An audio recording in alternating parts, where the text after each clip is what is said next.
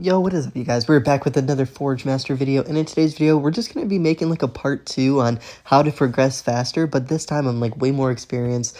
I'm starting to get a ton of quantum gear. I have played this game a lot more than in my previous video. I think I didn't even have 1 million power in my other video, but now I'm at like 40 million, so I have a lot of experience added to this game, and I definitely have more strategies to use, so stay tuned for that in this video. But in this video, it's literally just how to progress faster of everything that comes after the video that I talked about in the first one. So if you haven't seen the first one, then definitely consider watching that. It's getting a lot of attraction too, which is kind of nice. So take advantage of watching that video first if you're like kind of a beginner. But if you're more in like the pro leagues and getting like some of the multiverse, actually we'll go here, yeah, getting some of like the interstellar, multiverse, quantum, all of that stuff, then definitely consider this video over the other one. But anyway, so how to progress as a pro and how to do it the fastest, do it the quickest, and even approach leaderboards. If you guys look closely, I am close to being top 100. Maybe like 10 mil power off, but that's not too far from being 40 mil to 50 mil, right? Like that's maybe just upgrading these just a little bit more. So with that being said, the first thing I want to talk about is the war. I've made videos about the war, but it's probably like one of the main ways to get like materials and stuff the quickest. Getting the potions, getting the tickets, and getting the mounts, and even the pet eggs. Those are very, very important to progress. Like 4,000 to win A tier, right? Like in B tier, it was like 3,000 something. So both of those, or like all of those rewards that's offered from the war, is definitely important. And I've made a video about the war. I'm not going to talk about it too much, but consider watching that video. It's one of the most important ways to progress fast, especially if you're at like quantum gear and stuff, and where you're at like A tiers. Those rewards are going to help you so much. Another thing I want to talk about is the offline earnings, right? This is probably like your best friend. Whatever your collection time is, you want to make sure you collect it before it hits max, because getting the hammers, getting the coins, upgrading the forge, getting new gear, like all of that just plays the same role. And you want to make sure you keep collecting this without it being max, because there is a maxed out thing. And if you go here, if you go to the tech tree, if you go to the forge, you can upgrade that max offline timer in this. Now, I actually already have, like I said before, made videos about the tech tree, about the forge, right? So consider watching those videos. But I want to say this again, that the offline time is very, very important. And also consider upgrading the coin offline rewards and the hammer offline rewards, right? It might not seem like much, and it might seem like you're wasting a lot of time, you're wasting a lot of potions, but getting extra hammers, getting extra coins, those are very, very important to progressing faster, to getting more hammers, better gear, upgrading your forge when this ends. All of that just plays the same role, and it all like works together, right? Like offline is this is an idle game, right? So you have to wait offline and just let it occur coins. So that's something I want to talk about too. Is the offline earnings. You're one of your best friends, right? Now, another thing I want to talk about is saving your tickets. So a lot of people don't talk about this, and I want to make sure you guys understand what I'm talking about, right? So these are tickets, skill tickets, right? You get them from the ghost town, which is this, and then you also get them from where is it, here, yeah, you also get them from like the personal rewards, you get them from the war, and in the skills, pets, and tech, you can also get like an increased amount of them using or upgrading this, or yeah, upgrading the ghost town skill ticket, or spending less, which is the skill summon cost. And I made videos about that too, but I want to talk about that again, because saving your skills. Now, what does that mean, right? You're like, if you guys look closely, I have 10k skills. Before, I had around 20k, but I spent 10k to get all of my what's it called, ultimate things, right? I should have started making, or I'm gonna start making videos of actually spending them. But what does saving your skill tickets mean, right? Every day you get 2 keys, and you want to make sure you're always sweeping last or entering, right? If you're okay, for example, say you're at 7-1, and you or actually, let's say you're at like 6-1, right? That's probably more common. Say you're at 6-1. So you just got to 6-1. Your power is somewhere around like 20 mil. I don't really know. But you notice that you're finishing 6-1 very quickly. And then you use your second key for the day. You finish 6-2 even, or very quickly too. I would save the 1,000 something tickets that you got from those, and don't like spend them, don't summon skills. I would save it for the next day, and then play, and then once the next day rolls around, I would play 6-3, and then you notice that you got through 6-3 pretty quickly, and then 6-4, right? Save those tickets until you finish additional levels, and then when you get stuck, then you can start spending your skill tickets, right? So, for example, like hopefully this makes sense. You're at 6-1, you have 0 tickets, you finish 6-1, and now you're at 500 tickets. It was very easy. Instead of going here and spending them, you're gonna finish 6-2, and then you get another 500 tickets. Very easy again. The next, or don't spend any, and then the next day you play 6-3, easy.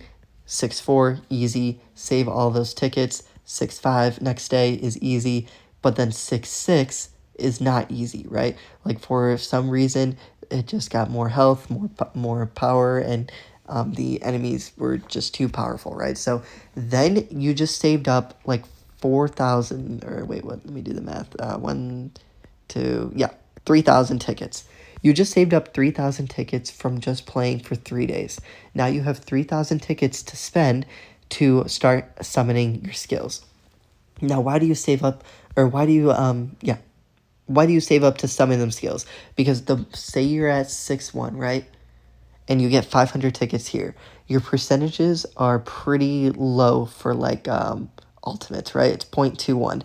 But if you play 6-2, your percentage goes up 6-3, 6-4, 6-5, and then you got to 6-6, but you can't beat it, right? So now your percentage is 0.52, and you have 3,000 tickets to get an ultimate egg, right?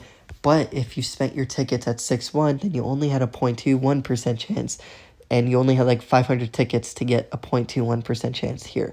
And then if you spent your tickets here, only 0.27. So 0.21 versus 0.52, like even though it's not that big of a difference, it plays a very, very important role to progress fast. This is what pros do. This is what I do.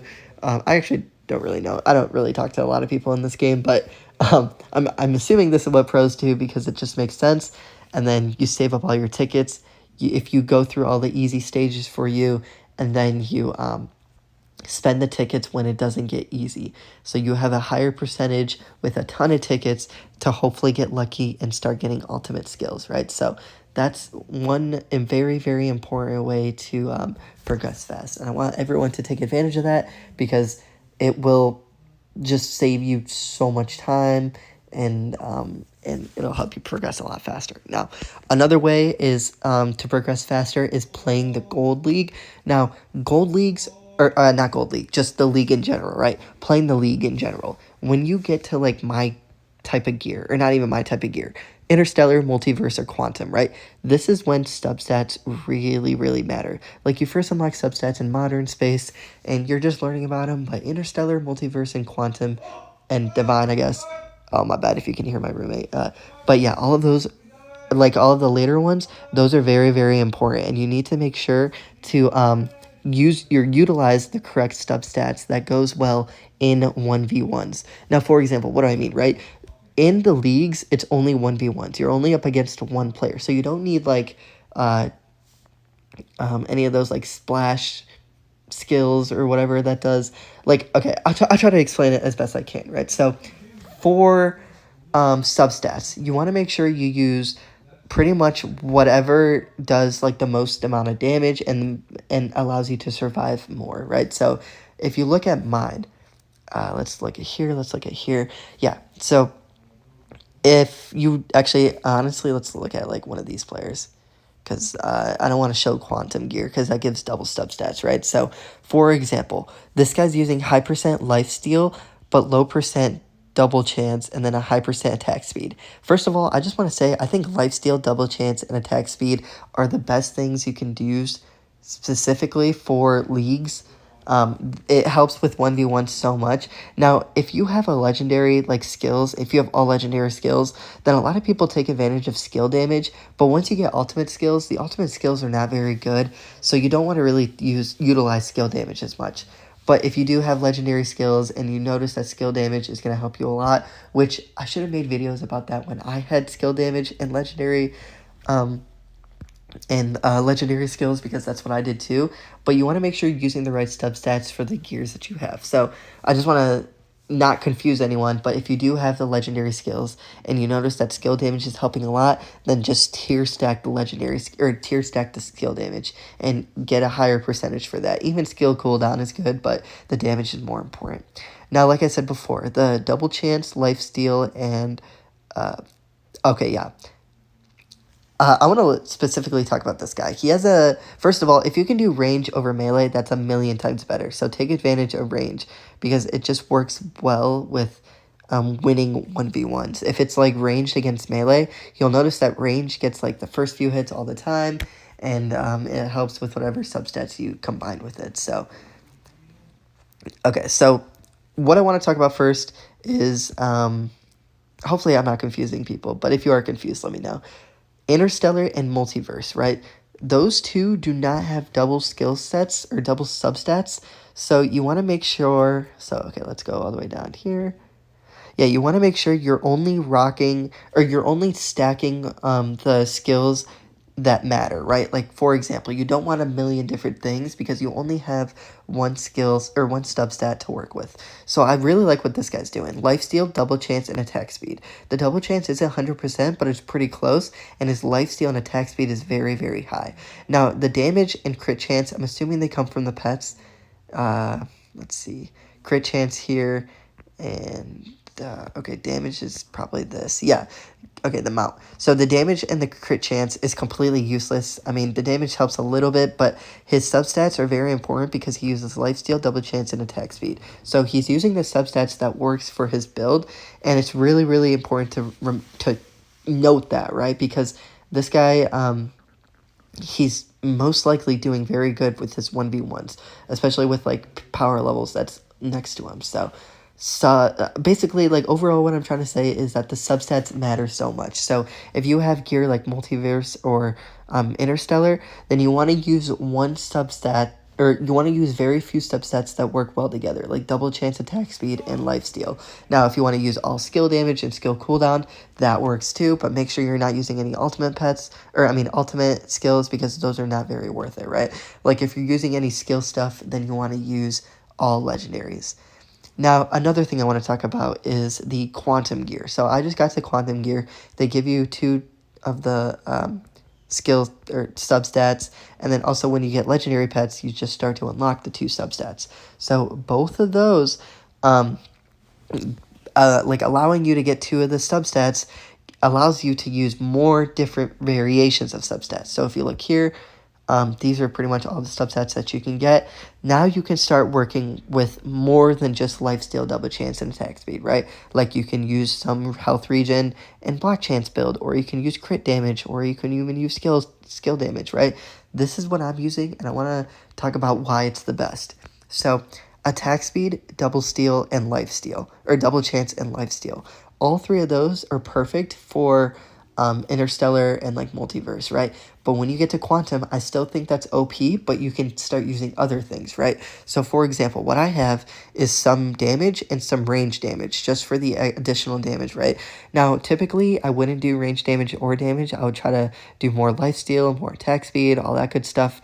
But I unfortunately got unlucky with like some of this stuff, right? Like, yeah, it's not looking good. And then I also have some health regen and block chance, right? So I have basically every single substats, and it's not really looking good, but I want to explain, like, for example, what works well together. So crit chance and crit damage works perfect together for quantum gear. If you don't have quantum gear, don't even look at crit chance or crit damage. It's just not worth it. It's not going to help you at all. So with crit damage and crit chance, it's going to notice that you're going to progress a lot quicker, and it's something to go for, especially if you have quantum gear. So like, what I've been doing is keep maintaining my lifesteal, double chance, and attack speed, but also trying to go for high crit damage and high crit chance. Now, with the block chance and health regen, I unfortunately got pretty unlucky with like some of my pets. Okay, maybe not pets, but yeah, some of the quantum gear, I have a 0.05% chance to get them, so I just accept pretty much anything. But when I'm going to get a higher percentage, which is like in 5 days, then I can start removing the block chance and health regen and going for better lifesteal or going for better crit chance or damage or something, right? Like, it's best to get rid of those to go for, or to start stacking my substats.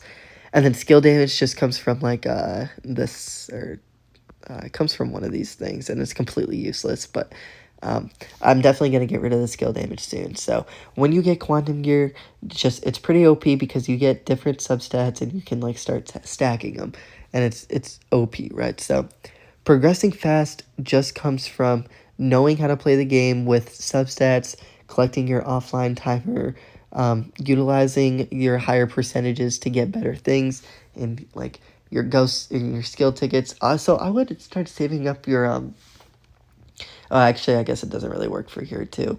But yeah, your potions, watch my video about your tech trees and stuff, because I made a video about that. It's very, very important. Oh yeah, I've been trying to burn through all of these. It's very quick, but yeah, so that's probably like what pros are doing to progress quicker. I do hope this video helps a lot. Make sure you're utilizing like the auto hammer feature, because it does kind of just suck just sitting there. And yeah, maybe we can actually show like a 1v1. Okay, yeah, so I don't think I'm going to win this. I'm at 39.5. This person's at 69.6. But if you look closer, his substats are kind of chopped, right? Like, he has a lot for damage, like a ton for damage, holy. Double steal is kind of cooked, or double chance is kind of cooked. Crit damage, since he doesn't have any crit chance, that crit damage is pretty much completely useless. Health regen is very low, lifesteal is kind of low, and skill damage, his skills aren't going to help. So the only thing I would assume this guy's going to beat me is because he just has more power. But let's just sit here and see what happens. Now, I'm hoping I get lucky with my crit chance, because that's going to help me win the thing a lot more. Wow, yeah, this guy does double my... Okay, this is not looking good. Okay, I need to get lucky here with my crit damage. My block chance needs to go lucky. Oh my god, I'm close, I'm close. Oh, I won! Okay. Okay, well, that was very, very lucky. I don't know how I won that. I think my crit chance was very high, and then I got a lot of blocks too, which is good. But yeah, this is kind of just unfortunate because these are my opponents. I don't really know how I'm winning some of these, but we'll just see, I guess. Can I beat this guy too? His attack speed's high, his double chance is half, his life steal is very high, and his health regen is also high. Yeah, there's no shot I'm beating this guy. Oh my god, this guy's... I can try to go for this guy. I don't think I'm going to win, though. Skill damage, skill cooldown's useless, attack speed's low. Range damage... Oh, he has melee damage, it's useless, but he has a lot of damage. And his block chance is very high. You know what? I'm just going to go for it just for the purpose of this video.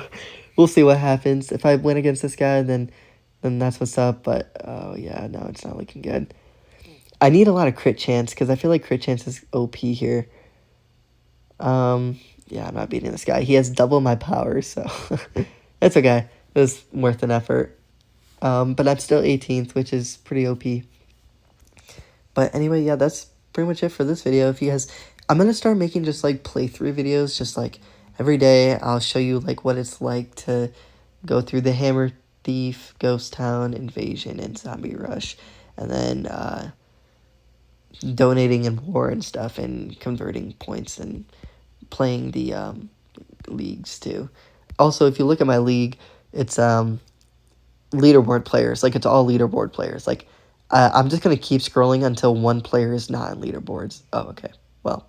Oh, okay, this guy is a leaderboard player. He doesn't have any mounts or pets. I promise this guy's a leaderboard player.